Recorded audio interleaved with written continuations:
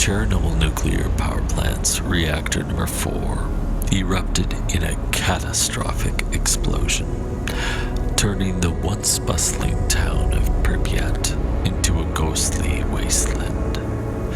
But in this world, the explosion was more than just a nuclear disaster.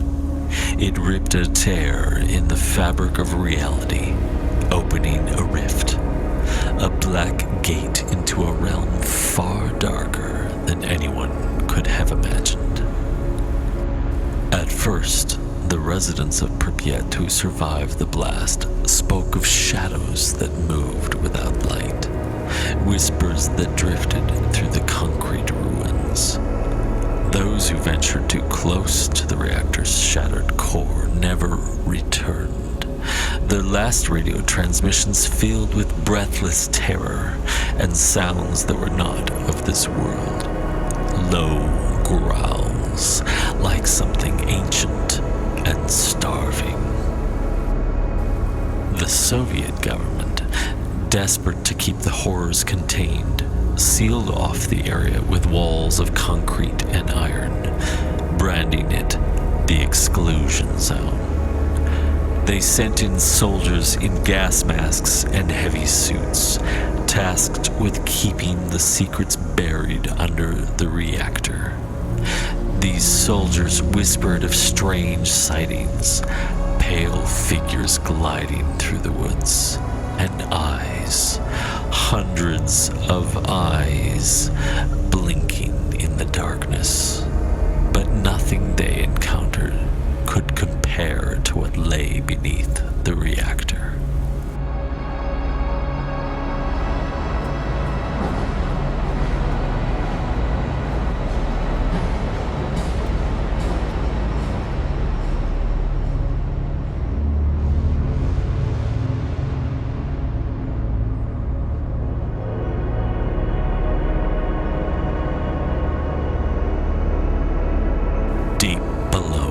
In the twisted corridors that wound through melted steel and radioactive ash, the explosion had opened a gateway to a world beneath ours, a place where shadows breathed and the very air hummed with a malign, unholy energy.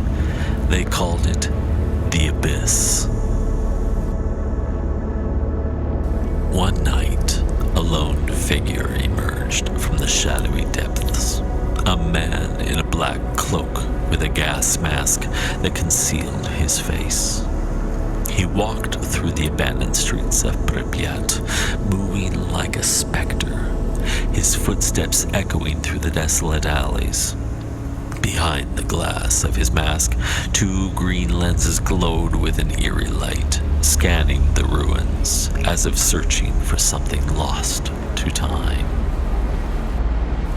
No one knew his name, but those few who caught a glimpse of him before vanishing forever whispered of him as the harbinger.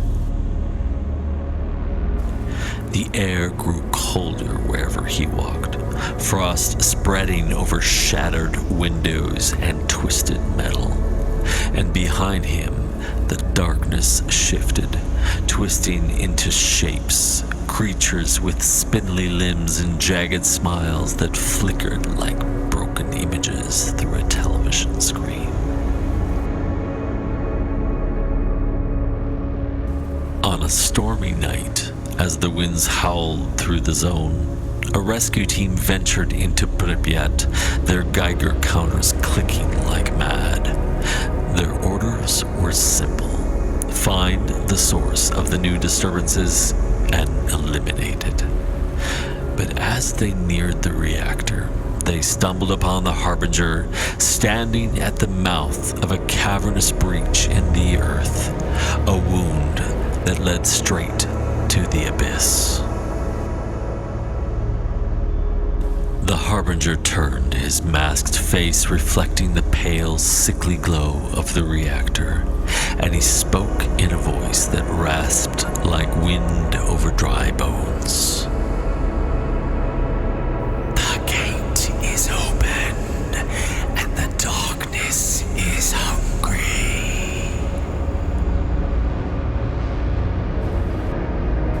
From the rift, shadows poured like black smoke, twisting into monstrous forms, hungry things with too many eyes, and claws that scraped across reality itself. The soldiers screamed as the darkness engulfed them, their bodies snapping like twigs. One by one, their radios went silent, leaving only the crackle of static and the wet, tearing sounds that followed.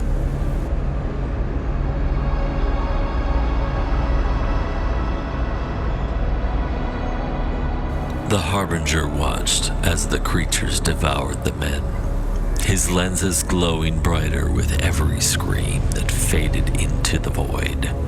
He stepped closer to the rift, and the shadows parted before him like loyal servants. Beyond the breach, he saw the abyss, a world of endless night where mountains of black stone loomed over seas of churning darkness, and skies roiled with crimson storms. There, amidst the chaos, a figure awaited him, towering and shrouded in a cloak of shadows. Its face a void that pulled at the very edges of the harbinger's mind. It was the ruler of this underworld, a creature older than time, called forth by the fallout and the pain of countless souls. And now it desired one thing: to consume the world above. In that moment, the harbinger made his choice. He bowed his head to the shadowy king and whispered the words that sealed Pripyat's fate. Let them come.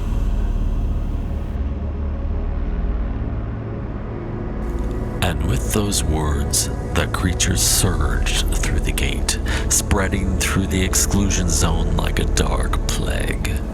They prowled the abandoned streets, their shapes shifting and flowing like living nightmares. The forest groaned under their weight, trees twisting into monstrous effigies under a blood-red moon.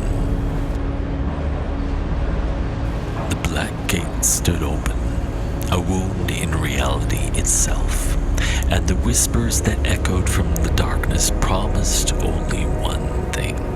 This was just the beginning. Chernobyl had become the first outpost of the underworld, a place where the realms of man and darkness bled together, and where every shadow held a secret, hungry thing waiting to devour.